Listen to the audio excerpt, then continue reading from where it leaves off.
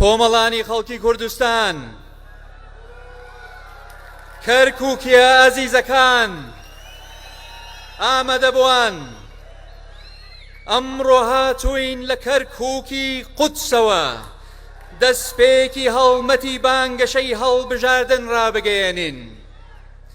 هاتووین لێرەوە بانگی یەک ڕیزی بدەین بە گوێی گەلی کوردستان. دڵنیاش بن هەر لێرەوە پێکەوە ئاهەنگی سەرکەوتنی گەورە دەگێڕین. ئەمڕۆ هاتووینەتە کەرکووکی بابە گوڕگوڕ بۆ ئەوەی پەیمان لەگەڵ ڕێبازی مام نوێ بکەینەوە. پێکەوە وتارە مێژوویەکەی مامی ڕابەرمان دووبار بکەینەوە و بە نەیارانی کەرکووک بڵێین ڕەنگە بتوانن ناگری بابە گوڕگوڕ دابڕکێننەوە، بەڵام خەیاڵتان خاوە نەتەوەی کورد نەتەوەیەکی زیندوو تێکۆ شەر و کۆڵ نەدەرە و حتا کوردێک مابێ کەرکووک شاری کوردستانە. ئەمڕۆ هاتووین لەسەر خاکی پیرۆزی کەرکووک تا هەمومان لەگەڵ ڕۆحی سەرکردەی مەزن کاک نەوشیروان پلاندا ڕێژەر و فەرماندەی ئازادکردنی کەرکووک پەیمان نوێ بکەینەوە و پێکەوە وتەکانی کاک نەوشیروان بڵێینەوە. میلەتان بە ئاسانی دەستبەرداری حەق و خاکی خۆیان نابن. کەرکووک بەشێکە لە بیر و باوەڕی ئێمە و ئەگەر کەرکووک یەک کوردیشی تێدا نەمێنێ هەر خاکی پیرۆزی کوردستانە. بۆ ئێمە ئەمڕۆ ڕۆژێکی مێژوویە، چونکە لە کەرکووکی قودس و بابە گوڕگوڕەوە یەک دەستی و یەک ڕیزی یەکێتی نیشتیمانی کوردستان و بزوتنەوەی گۆڕان ڕادەگەیەنین و لەبەر ڕۆشنایی سیاسەتی حەکیمانەی سەرۆک مام جەلال و بیری استراتیجی کاک نەوشیروان و بە عەقڵێکی نوێەوە هاتووین بۆ ئەوەی پێتان بڵێین و دڵنیاشتان بکەینەوە کە چیتر ڕێگا نادەین، نە کەرکووک نە هیچ بستە خاکێکی پیرۆزی کوردستان باجی سیاسەتی هەڵە و سەرکێشی سیاسەتی هیچ کەس و لایەنێکی تر بدات.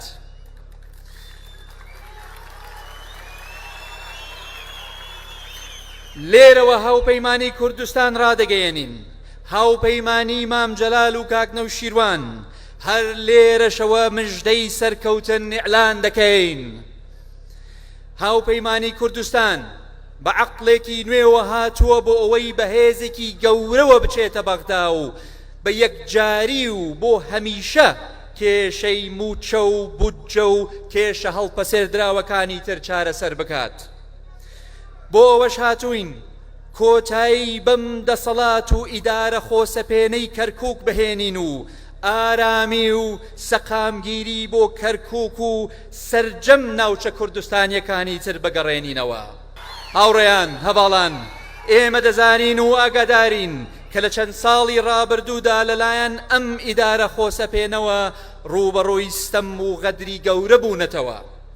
دەزانین کە جوتیار و کاسبکاری ئەم شارە بەردەوام لە دڵڕاوکێدا دەژین و کەستان لە سەقامگیری و ژیانی داهاتووی خۆتان دڵنیانین.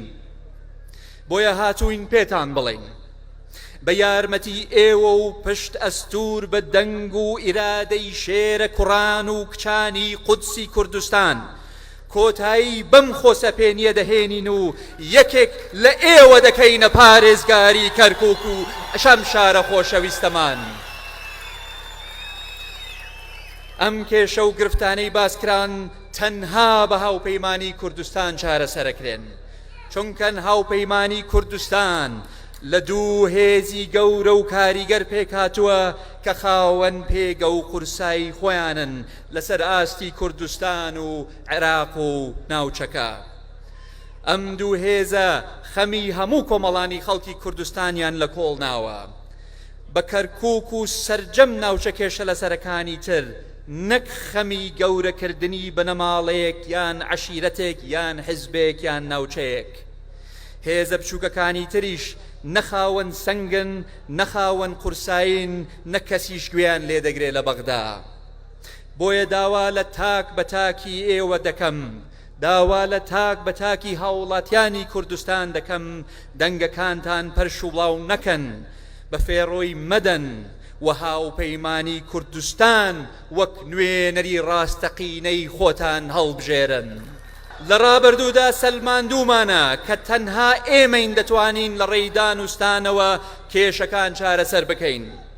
هەر لە دانوستانە چڕوپڕەکانی نووسینەوەی دەستور لە پاش ڕووخانی ڕژێمی بەعسەوە بگرە تا دەگاتە مارەسۆنی دانوستانەکانی پەسەندکردنی بودجەی 2021. بەڵێ ئێمە ئەزمونمان لە دانوستانی قورس و درێژ هەیە و هەر ئێمەشین کە جێی متمانەی هێزە عێراقی و لایەنە نێودەوڵەتیەکانین.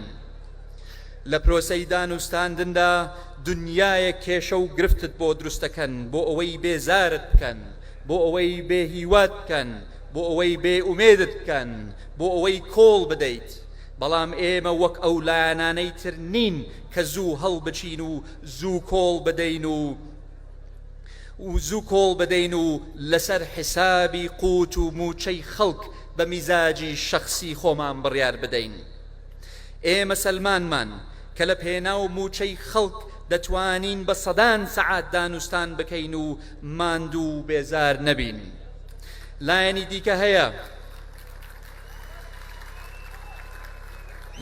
دیکە هەیە هەر باوەڕی بە چارەسەرکردنی کێشەکان نییە لەگەڵ بەغدا و لە هەر دەقە و ساتێکدا بێت سەرکێشیە سیاسیەکانیان دەست پێ دەکەنەوە و قەوارەی هەرێمی کوردستان و کەرکووک و خەبات و خوێنی دەیان ساڵی شەهیدانمان دەخەنە مەترسیەوە.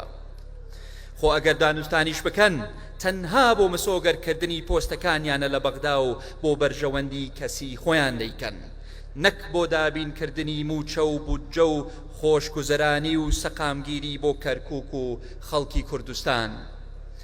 بۆیە بە ڕاشکاوی دەیڵێم ئەم جارە بە یەکەوە هاتوین تا خاوەنداریەتی کەرکووک بکەین و کەرکووک بگەڕێنینەوە باوەشی دایکی نیشتیمان.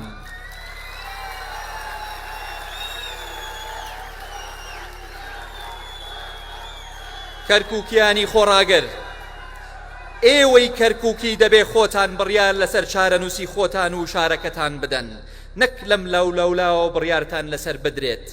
ئەوانەی لەم لاو بڕیار لەسەر ئێوە ئەدێن لە ئێوە نین. چارەنووس و ئیرادەی ئێوەیان بەلاوە گرنگ نییە، تەنها چاویان لەسەر نەوت و سەرمایە و سامانی ئەم شارە هەیە.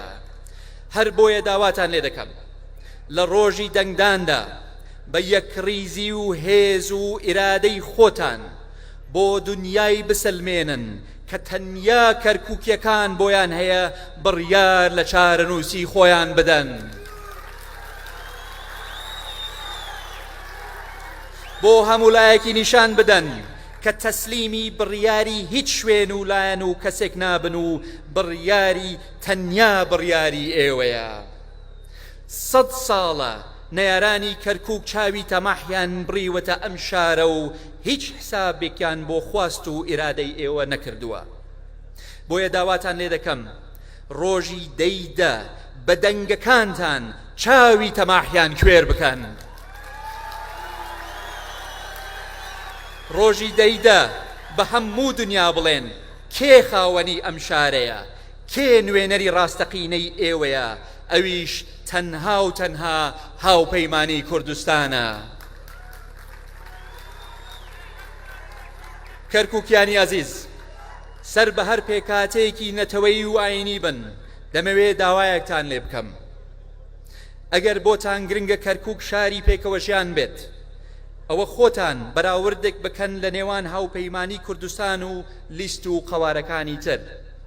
بزانن بەڕاستی جگە لە هاوپەیمانی کوردستان چ لایەنێکی تر بە کردار باوەڕی بە پێکەوە ژیان هەیە، چ لایەنێک بە جددی باوەڕی بە ئاشتیانەی پێکاتەکانی ئەم شارەیە هەیە.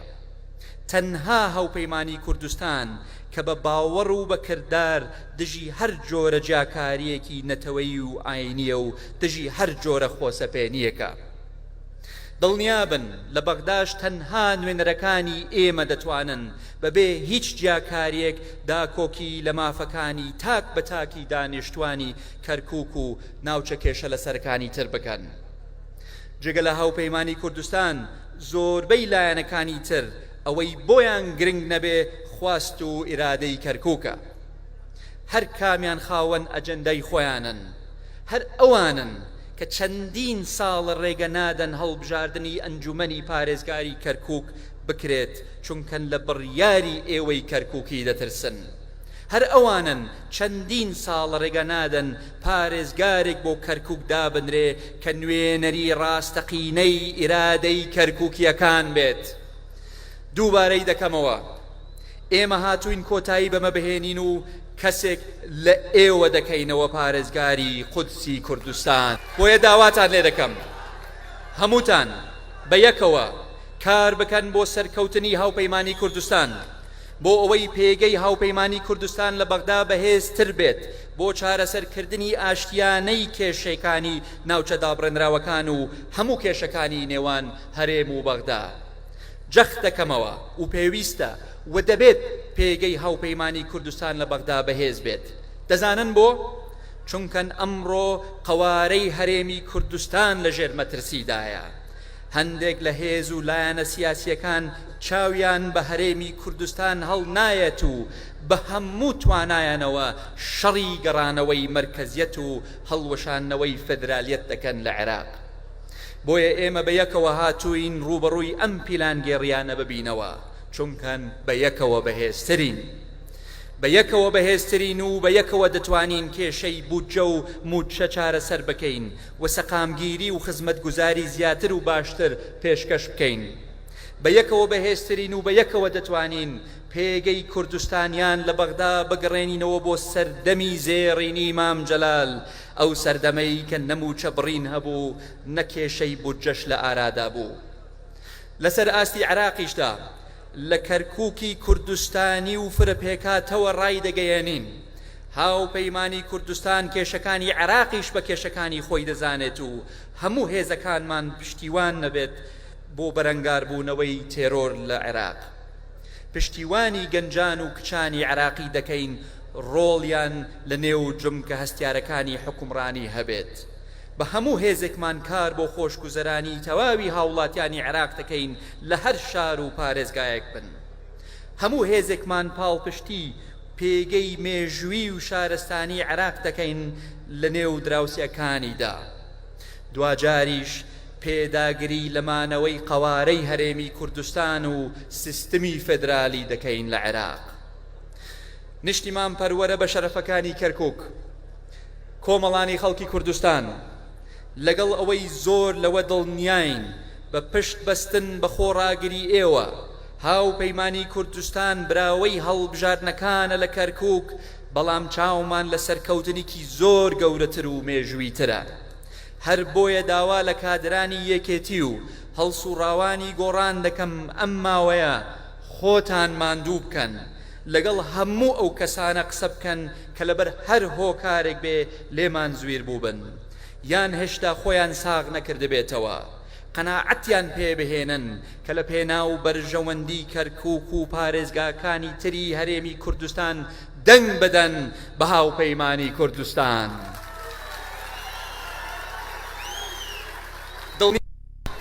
دڵنیام ڕۆژی دەیدا ئێوەی کەرکووکی بە دەنگەکانتان لوتی ناحەزانی کەرکووک دەشکێنن، بۆ هەموو دنیا دەسەلمێنن کە ئێوە خۆتان تاکە مەرجەع و تاکە بڕیاردەرن لەسەر چارەنووسی نەک تەنها کەرکووک بەڵکو بست بە بستی خاکی پیرۆزی کوردستان.